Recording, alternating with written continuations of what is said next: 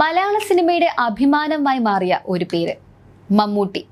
ഇന്ന് രാജ്യം അദ്ദേഹത്തെ പത്മഭൂഷൺ നൽകി ആദരിക്കുമ്പോൾ അതൊരു വ്യക്തിക്കുള്ള അംഗീകാരം മാത്രമല്ല, ഒരു ഭാഷാ സിനിമയോടുള്ള ആദരം കൂടിയാണ്. വെറും ഒരു നടനാകണമെന്ന ആഗ്രഹവുമായി നടന്ന ഒരു ചെറുപ്പക്കാരൻ അരനൂറ്റാണ്ടിന് ശേഷം ഇന്ത്യൻ സിനിമയുടെ കൊടിമുടിയിൽ എത്തി നിൽക്കുന്നു.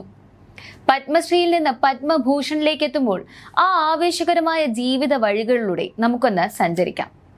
ഒരു അഭിമുഖത്തിൽ അദ്ദേഹം പറഞ്ഞൊരു കാര്യമുണ്ട്: വക്കീലായിരിക്കുമ്പോഴും എൻ്റെ ഉള്ളിൽ സിനിമ മാത്രമായിരുന്നു.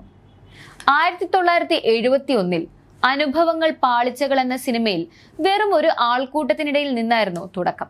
ആ സീൻ കാണാൻ കൂട്ടുകാരെയും കൂട്ടി തിയേറ്ററിൽ പോയ ആവേശമുണ്ടായിരുന്ന പഴയ മുഹമ്മദ് കുട്ടിയെ ഇന്ന് ലോകം ആദരിക്കുന്നു. പരാജയങ്ങളും അവഗണനകളും ആദ്യകാലത്ത് അദ്ദേഹത്തെ തളർത്തിയിരുന്നു.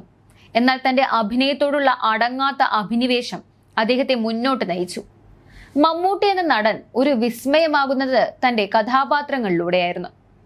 ബഷീറായും അംബേദ്കറായും ചന്തുവായും വടക്കൻ വീരഗാഥയിലെ ധീരനായും അദ്ദേഹം പകർന്നാടി. 3 ദേശീയ പുരസ്കാരങ്ങൾ അദ്ദേഹത്തെ തേടിയെത്തി.